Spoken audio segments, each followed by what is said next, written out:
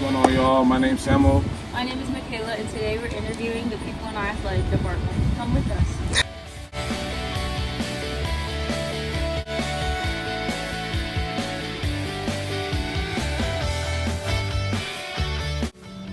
My name is Jordan Lambert. I am a sophomore here at BSU, and I'm interviewing Ryan Bailey. So what do you do? I am the Title IX coordinator and the associate director of athletics. So I have a couple questions for you. First, can you walk me through your career path and how your job came to be? Okay. Well, my career path is a little different than some.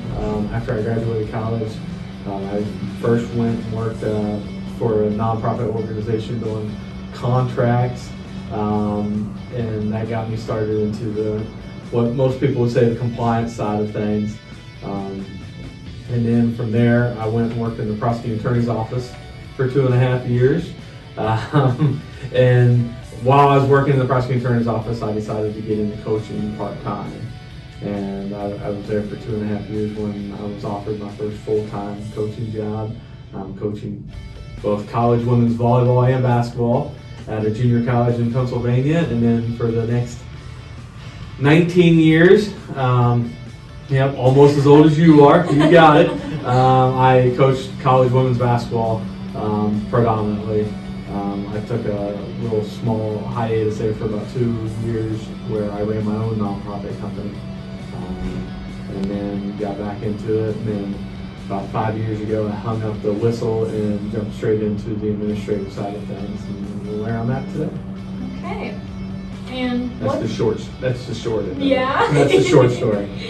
What does a typical day look like for you? Well, a typical day for me is I get here before most students are even on campus, and I'll stay until almost all students, other than those who are at practice. But a typical day for me, I come in, start right away with compliance for our athletic department, whichever sports we're working on for that week, whether it be eligibility for the student athletes, making sure that they're got their class excusals in place for our upcoming events, our game day operations for the week. We look at that, pretty regularly as well. And then, it's just responding to emails, responding whether that be from within the university itself, the conference of the CIAA, or the NCAA. And so I'm a pretty busy person. I stay pretty busy. And people stop down and, need my time and require my services quite a bit. So I stay busy. Okay. That's interesting. So what is your main goal, or what are you hoping for at the end of this year for BSU? Always is, and I talk about it all the time, is my favorite day of the year is also the saddest day of the year, graduation day. We always want to see our student athletes walking across the stage at the end of the year. That's always the big one. Obviously in the athletic department, we're going to talk about wins and losses, of course. But I go back to when I was coaching, we always said there were 4 things that we wanted to do.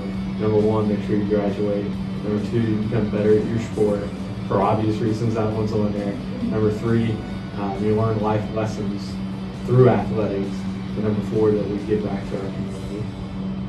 Awesome. Do you have anything else you want to say? Go Big Blue. Hi, my name is Emily McDonald, and I am here today to interview Ashley Rasnick. Okay, so how long have you worked at BSU? I have been here, I'm starting my 4th year this year. And what do you do? My title is Assistant Athletic Director for Athletic Communications, which is basically a sport information director. Now, do you coach a sport, or do you just direct people? I'm mostly involved, so our athletic website, I take care of everything on that. Right. I do game days, I stat the games, write recaps, do media days, a little bit of everything, honestly. So in my job, there's not really an off season. I'm once school starts, actually once football gets back, which is a little bit ahead of everybody else, I'm pretty much going until graduation day. Okay. Yeah, So you don't get a day off? pretty much now. But that's okay, it's for the kids. Yeah. All right. Thank you so much. You're welcome. My name is Drayton-Gill. I go to Bluefield State University, and I'm a sophomore.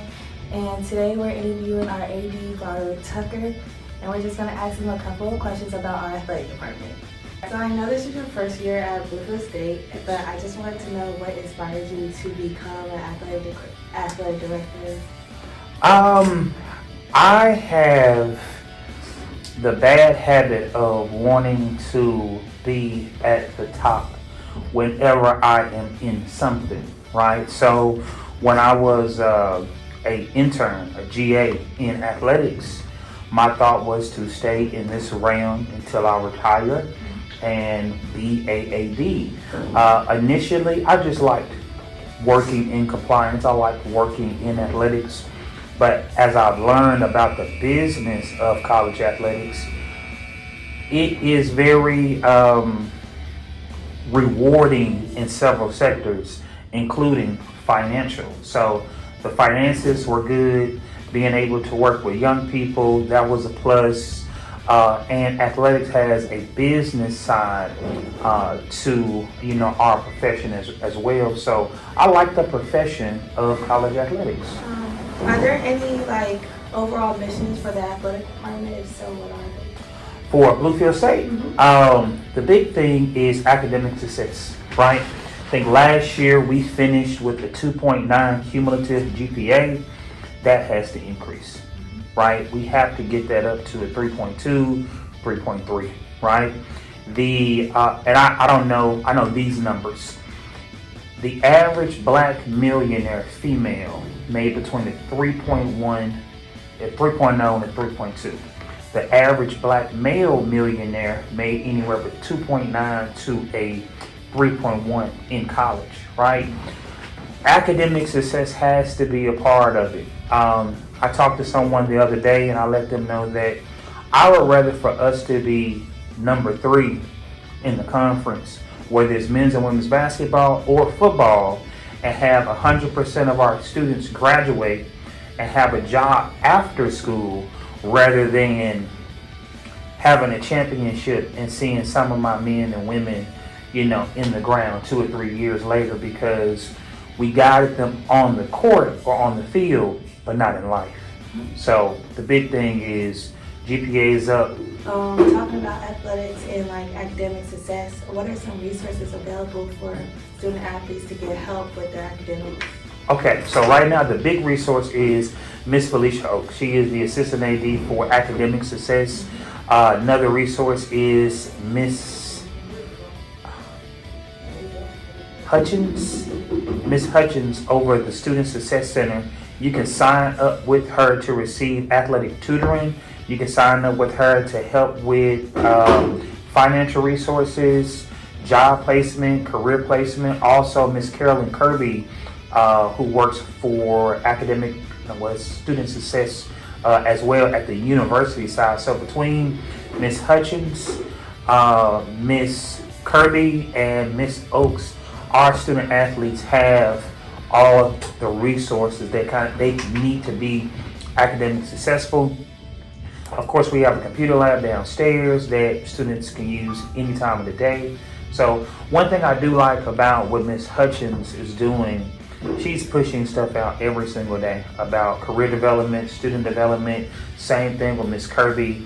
And one thing that I don't know if the students know, every time they miss a class, they fail a grade, we actually get an alert. The coaches get the alert, the Miss Oaks get the alert, and I, for one, when I get the alerts, I'm asking why. Why did this student miss class? Why did this student make an F? Academic failure is not an option, and I'm holding the coaches responsible for academic failure. So if a kid gets an F, coach, is your fault. Yeah.